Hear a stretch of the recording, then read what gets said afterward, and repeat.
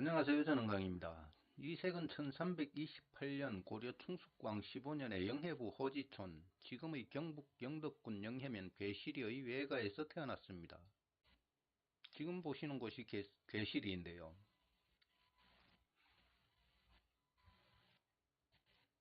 모건기념관이고요.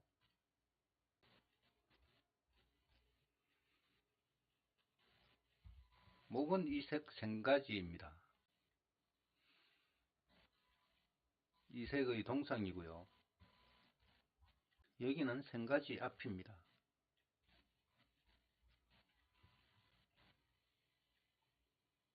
복원해 놓은 생가와 그 옆의 기념관이고요. 시비도 있습니다. 이색의 자는 영숙이고 호는 목원이며 시호는 문정입니다. 고려는 이때 큰 격변기였는데요. 원나라가 정쟁과 반란으로 쇠퇴하자 홍건적 장수 출신인 한족 주원장이 장강유역에서 일어나 1367년 공민왕 16년 명나라를 건국하고 원나라와 대결하게 됩니다. 그러자 고려는 쇠퇴하고 있는 원나라의 내정 간섭에서 벗어나려고 배원 정책을 펼치며 원나라가 세운 정동행중서성 이문소를 폐지합니다.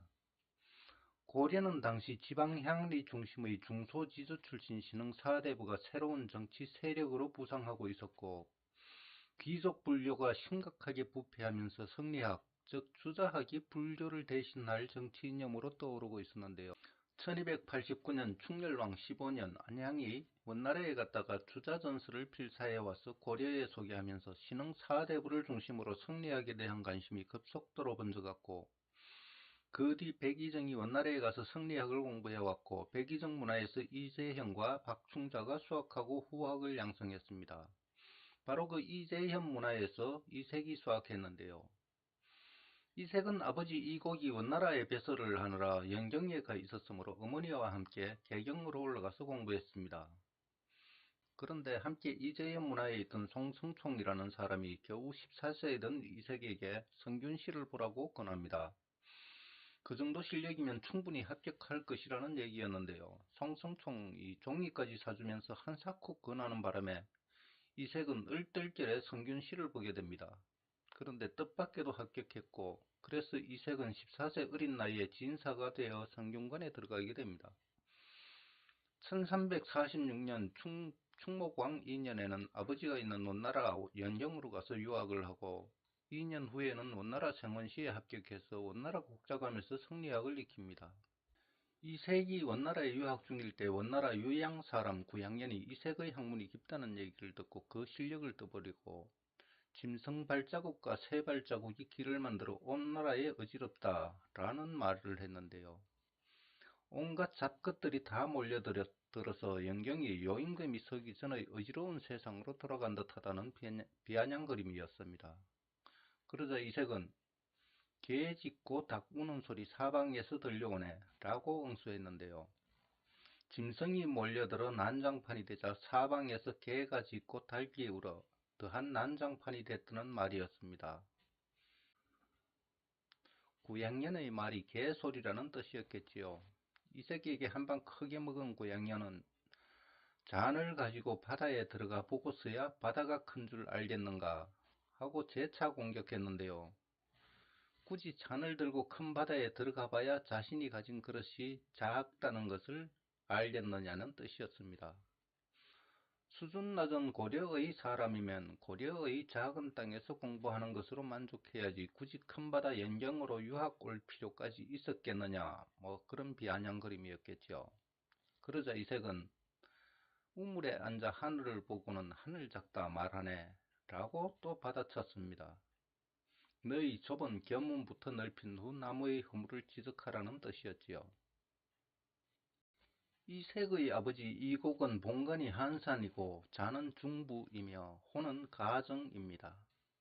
이곡은 1317년 충숙광 4년 고려의 거작과에 합격하고 예문관 검열을 역임했으며 1332년 충숙광 보기 1년 원나라 정동성 향시에 수석 합격하고 제가에 아원으로 급제했습니다. 원나라 정동행 중서성의 좌우사오 내랑에 임명된 후 6년간 원나라에서 벼슬을 지내다가 본국으로 돌아와서 밀직부사, 지밀직사사, 정당문학, 도첨의 찬성사 등을 역임하고 한상군에 봉해집니다. 그러나 1349년 충무광이 붕괴했을 때 공민왕을 옹립하려다가 실패했고 정치보복을 피해서 관동지방으로 피신했는데요. 그러다가 충정왕 3년이자 공민왕 원년인 1351년 은신지에서 죽고 말았습니다.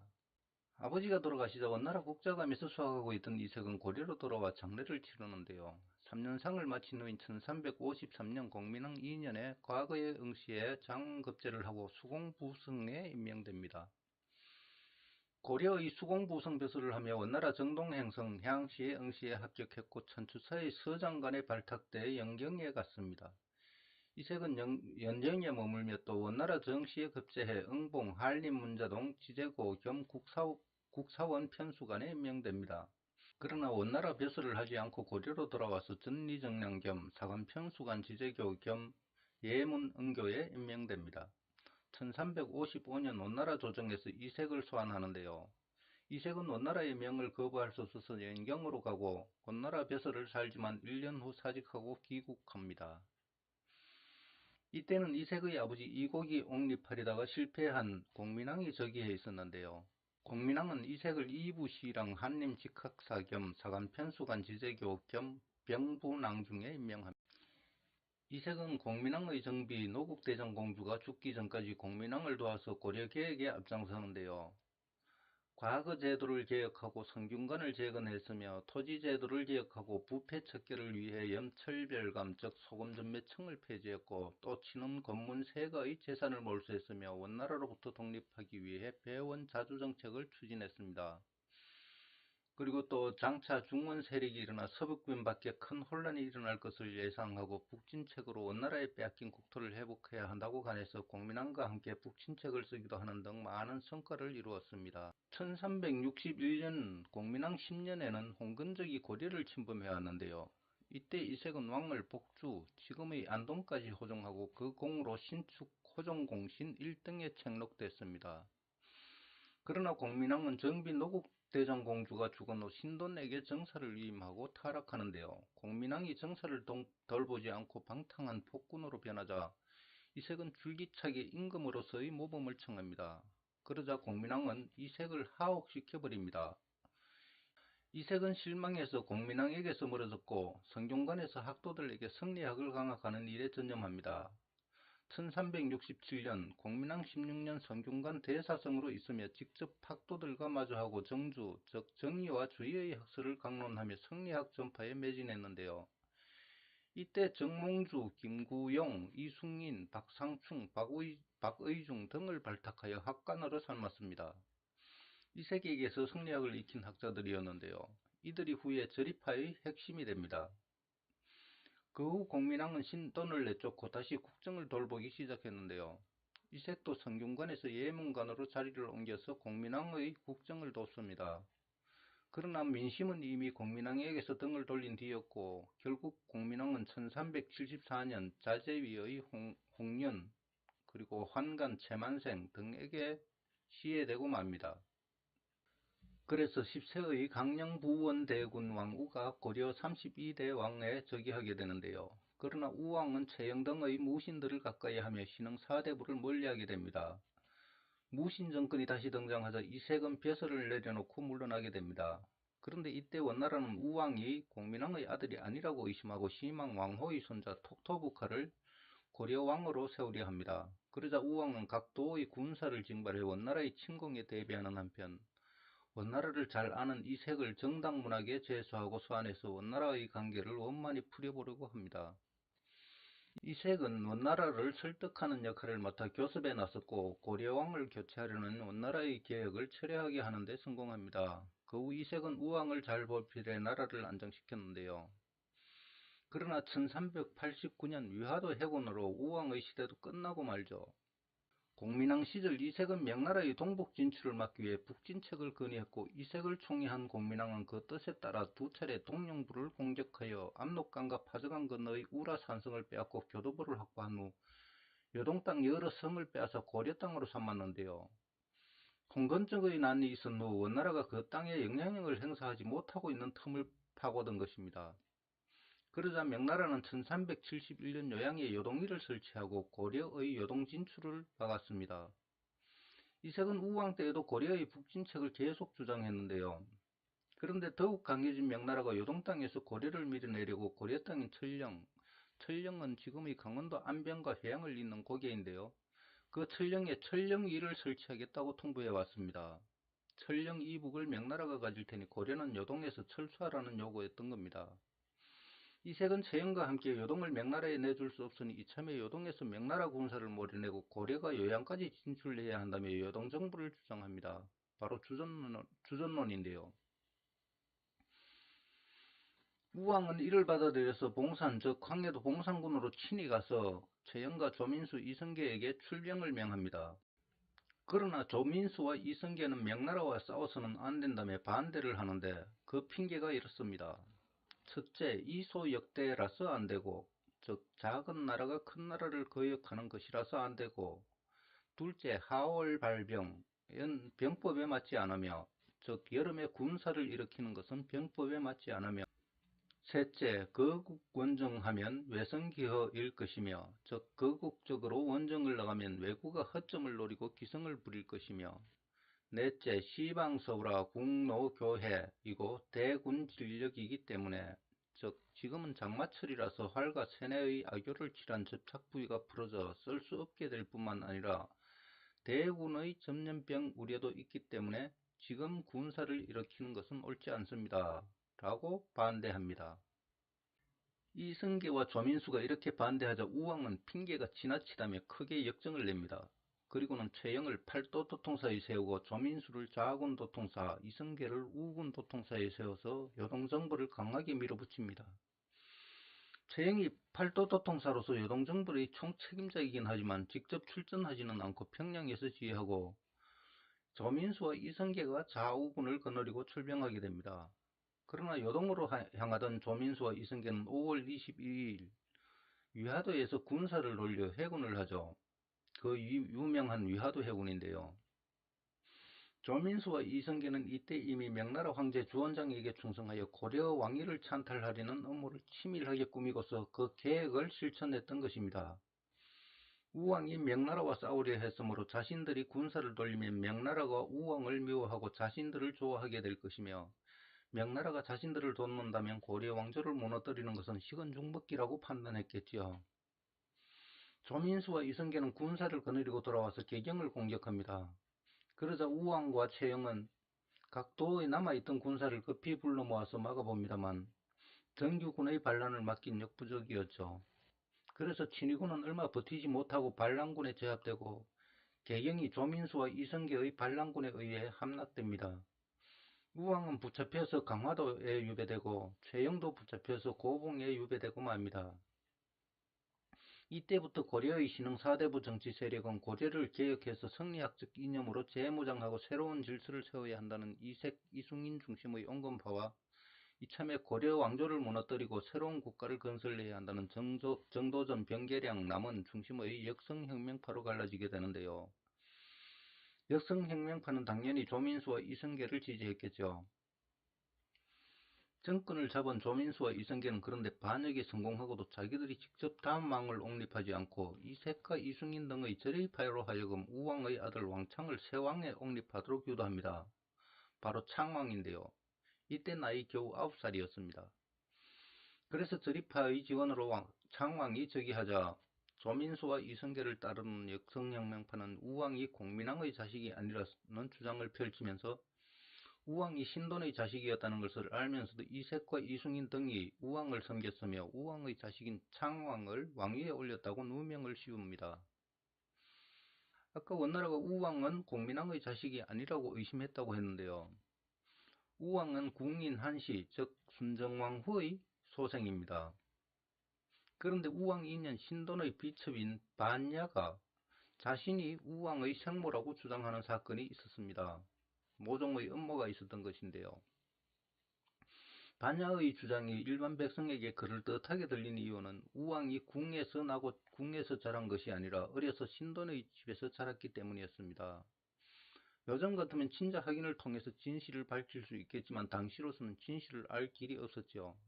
조민수와 이성계 일파, 즉 역성혁명파가 그 약점을 파고든 것이죠. 이색은 역성혁명파의 계략을 눈치채고 즉각 우왕 복위 운동으로 맞섭니다. 그리고는 믿을 수 있는 제자인 이순신과 김사은을 대동하고 서둘러 명나라로 달려가는데요. 명분은 주청사였지만 실은 명나라 황제 주원장에게 우왕 복위를 도와달라고 호소하러 간 것이었습니다. 그것을 눈치챈 이성계는 자신의 아들 이방원을 서장관으로 따라가서 이색을 감시하게 했는데요. 또 명나라가 이색의 요청을 받아들일 경우에 대비해 1389년 9월에는 우왕을 여흥군, 지금의 여주로 옮겨서 숨겨버립니다. 명나라 태조 주원장은 고려에 사신을 보낼 때마다 이색의 안부를 물을 정도로 이색을 존경했다고 합니다. 이색이 중원까지 그 이름이 널리 알려진 대학자였기 때문입니다. 그 이색이 주청사로 명나라에 오자 주원장은 크게 환대했는데요. 이색은 명나라 태조 주원장에게 우왕 복위를 도와줄 것과 황자 중 한 명을 고려에 보내줄 것을 요청합니다. 명나라 황자가 고려에 와 있으면 이성계 일파가 국가 찬탈 업무를 진행하지 못할 것이라는 생각이었던 것이죠. 명나라 황제 주원장은 이색의 그 요청을 받아들이려고 합니다. 그러나 주원장의 아들들, 즉 명나라 황자들이 반대하고 나서는데요. 서장관으로 함께 따라간 이방원이 황자들을 구워 삶았기 때문입니다. 명나라 황자들은 조민수와 이성계가 명나라에 충성하는 장수들이며 명나라와 싸우라는 고려 우왕의 명을 거역했다가 반역자로 몰렸으므로 어쩔 수 없이 우왕을 끌어내렸다는 이방원의 주장을 그대로 전하며 누가 명나라의 이익이 되는 사람인지를 아버지 주원장에게 물었습니다.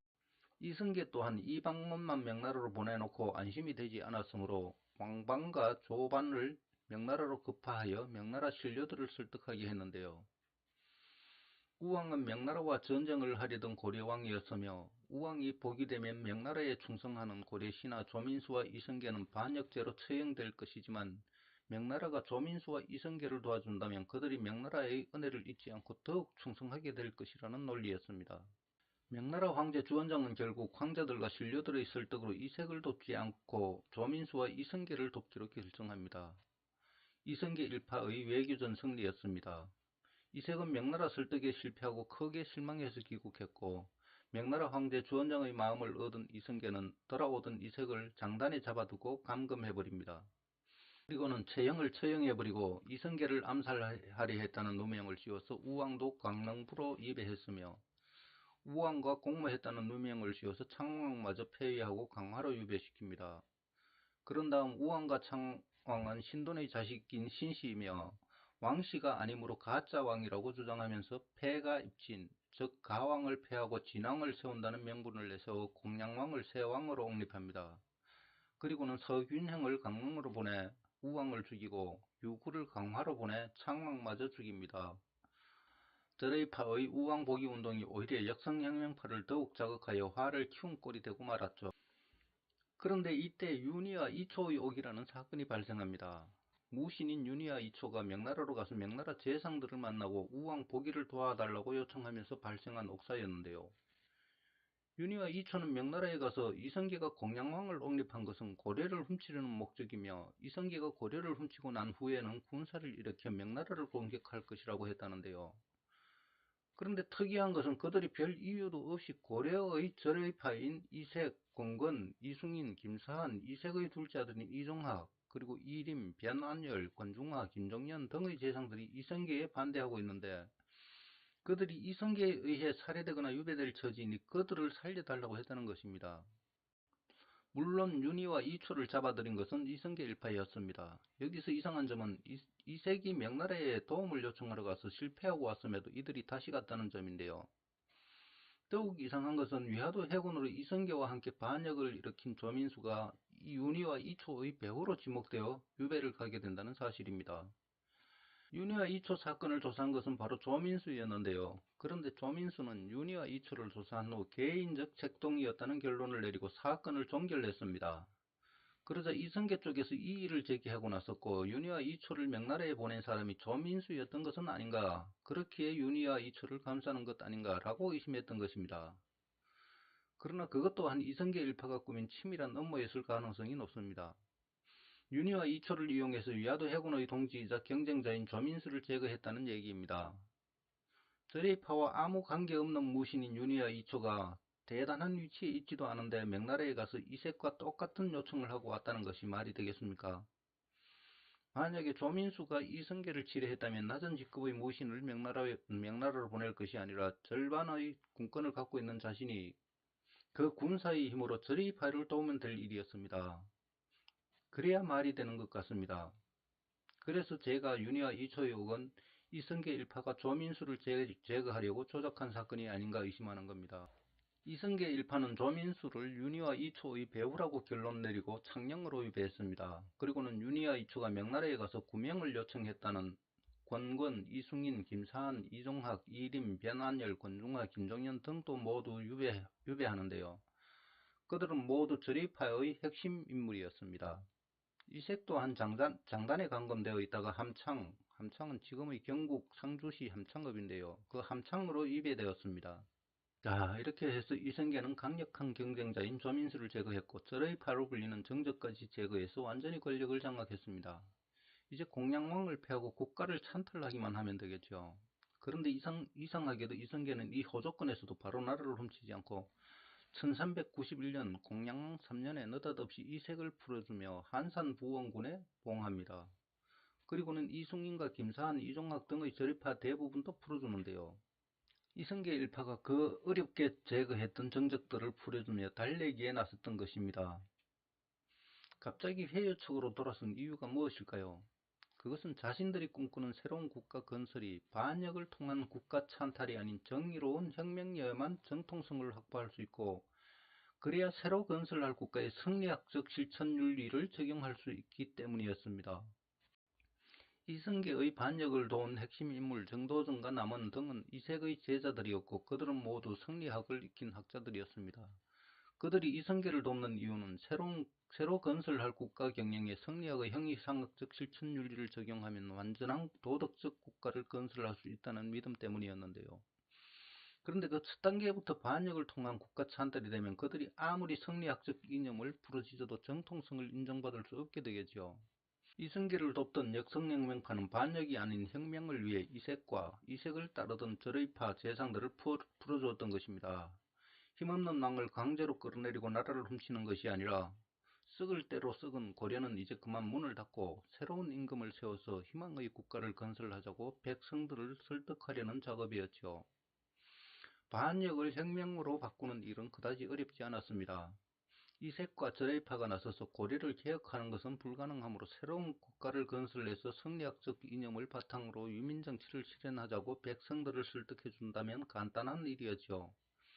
그래서 이성계는 저레이파를 풀어주며 달래기에 나섰고 정도전과 남원 등의 역성혁명파는 저레이파를 설득하는 데 나섰죠. 그렇지만 이색은 역성혁명파의 반역을 꾸짖으며 오히려 반격에 나섰는데요. 이전 중립을 지키던 정몽주도 역성혁명파의 노골화된 국가 찬탈 음모를 확인하고 저레이파 쪽으로 돌았습니다. 그래서 이색은 정몽주와 이승인, 권건 등의 저레이파를 내세워서 정도전을 탄핵해버립니다. 그러던 중 명나라에 간 세자를 마중하러 갔던 이성계가 황해도 해주에서 사냥을 하다가 말에서 떨어져 부상을 입고 꼼짝할 수 없게 되는데요. 이색과 저레이파가 그 호기를 놓칠 길이 없겠죠. 이색은 저레이파 언관들을 내세워서 정도전과 조준, 남원 등을 탄핵합니다. 그래서 이미 유배 중이던 정도전을 감금하고 조준과 남원은 유배시키는 데 성공합니다. 그러자 이성계의 아들 이방원은 사태가 심각하다고 판단하고 해주로 달려가서 이성계를 가마로 모시고 돌아옵니다. 이성계가 개경에 돌아왔다는 소식을 들은 정몽주는 병문안을 핑계로 역성혁명파의 대응을 살피려 이성계를 찾아가는데요. 정몽주가 찾아오자 이방원은 술자리를 마련하고 죽기 싫으면 우리를 도우라고 정몽주에게 시로 협박합니다. 그 시가 바로 이런들 어떠하며 저런들 어떠하려의 하여가이죠. 그러자 정몽주는 이 몸이 죽고 죽어 100번 고쳐 죽어 백골이 진투되어 넋이라도 있고 없고의 단신가로 절의 뜻을 밝힙니다. 그러자 포악한 성격의 이방원은 조영규 등을 보내서 선적교에서 정몽주를 격살했죠. 아버지인 이성계는 반역이 아닌 혁명이 되게 하기 위해 그 절차를 차곡차곡 밟아가고 있을 때 그 아들이 정몽주를 죽여버렸습니다. 반역을 더욱 노골 한 셈이 되고 말았는데요. 이렇게 되자 이성계는 어쩔 수 없이 혁명을 포기했고 반역을 통한 국가 찬탈을 서두르게 됩니다. 그래서 이색을 다시 탄핵하는데요. 우왕이 신돈의 아들임을 알면서도 충성했다는 이유로 검주, 지금의 서울 검천구로 추방합니다. 그리고 얼마 후에는 여흥, 지금의 경기도 여주로 유배시켰다가 다시 장흥으로 유배시킵니다.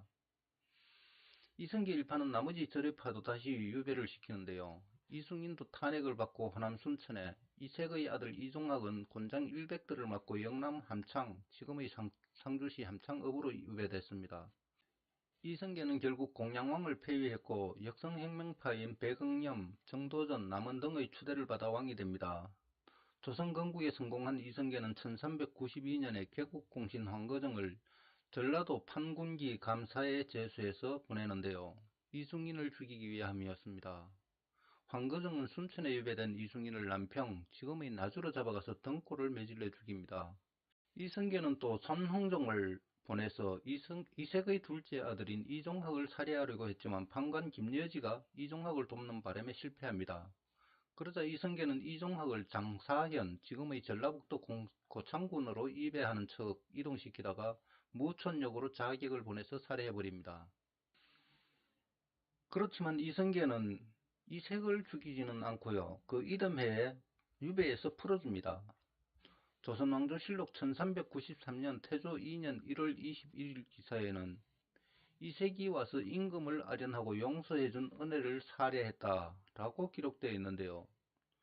과연 이색이 자신의 아들을 살해하고 제자들을 가장 고통스러운 방법으로 죽인 이성계에게 살해했을까요? 이색은 유배에서 풀려나자 강원도 오대산으로 들어가서 세상과 연을 끊고 응거하는데요. 1395년 태조 4년에 이성계는 이색에게 쌀과 콩 100석을 보내며 이색을 회유합니다.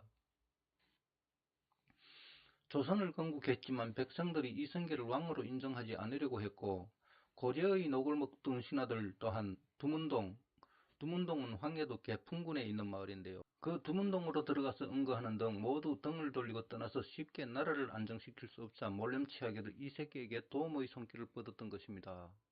이색은 이성계가 보낸 쌀과 콩을 한 톨도 받지 않고 고스란히 돌려보냈습니다. 그러자 이성계는 이색을 강제로 잡아다가 술자리를 마련하고 대접했습니다. 그러나 이색은 이성계가 건네는 술과 음식을 일체 입에 대지 않았고 이성계가 묻는 말에만 대답하다가 돌아갔습니다. 사흘 후 이성계는 객관에 머무르고 있던 이색에게 과전은 백관들에게 나눠주는 논밭인데요. 과전 120결과 쌀과 콩 100말, 소금 5말 등을 내리며 회유합니다. 그러나 제자들과 아들을 그토록 잔혹하게 죽인 원수가 베푸는 부귀영화를 이색이 받아들일 리 없었겠지요. 이색은 그것들 또한 모두 사양하고 받지 않습니다. 이성계는 열흘 뒤에 다시 쌀과 콩, 술과 고기 등을 내리지만 이색은 거절합니다.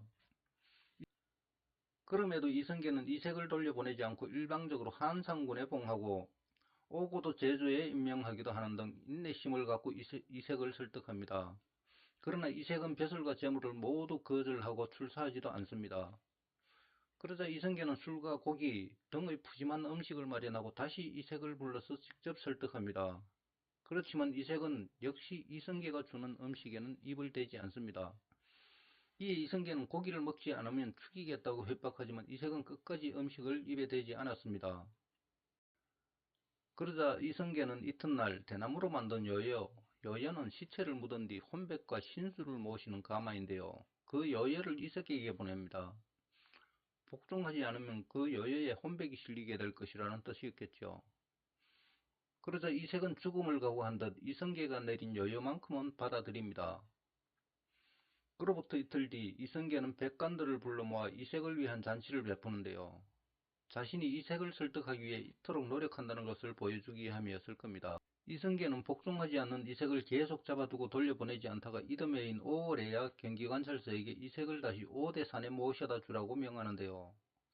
이색은 여강은 여조강이죠. 지금의 남한강입니다. 그 여강을 건너던 중 배 위에서 경기검사가 건넨 술을 마시고 쓰러졌고 가까운 곳 실덕사로 옮겨졌는데요. 결국 다시 일어나지 못하고 그곳에서 세상을 떠났습니다. 그리고 이성계는 경기관찰사를 죽여서 입막음했습니다. 이상 전강이었습니다. 감사합니다.